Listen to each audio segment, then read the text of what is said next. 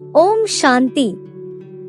मुरली का सार 25 सितंबर 2025।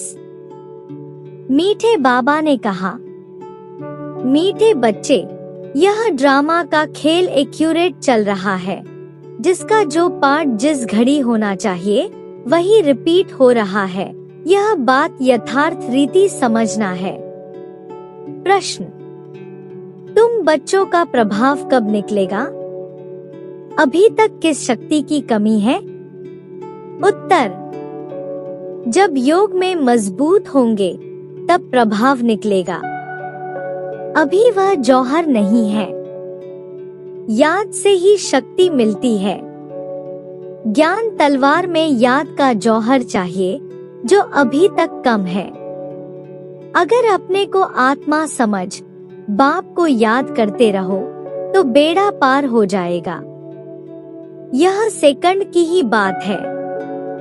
धारणा के लिए मुख्य सार। नंबर 1, मंदिरों आदि को देखते सदा यह स्मृति रहे कि यह सब हमारे ही यादगार हैं। अब हम ऐसा लक्ष्मी नारायण बन रहे हैं। नंबर 2, गृहस्थ व्यवहार में रहते कमल फूल समान रहना है। हंस और बगुले साथ हैं तो बहुत युक्ति से चलना है, सहन भी करना है।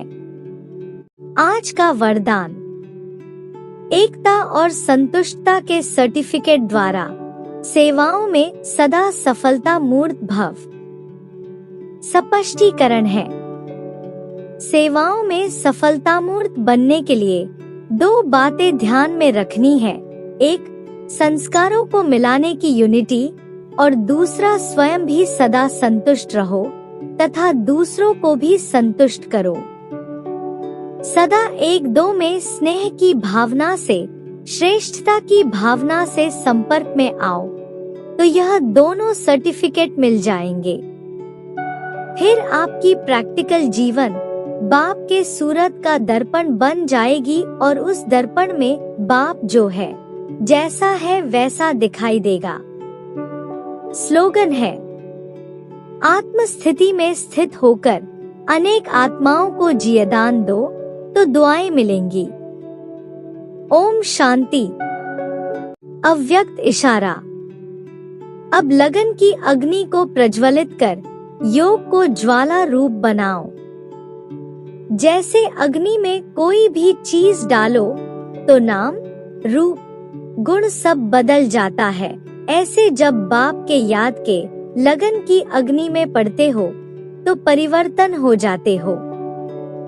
मनुष्य से ब्राह्मण बन जाते, फिर ब्राह्मण से फरिश्ता, सो देवता बन जाते।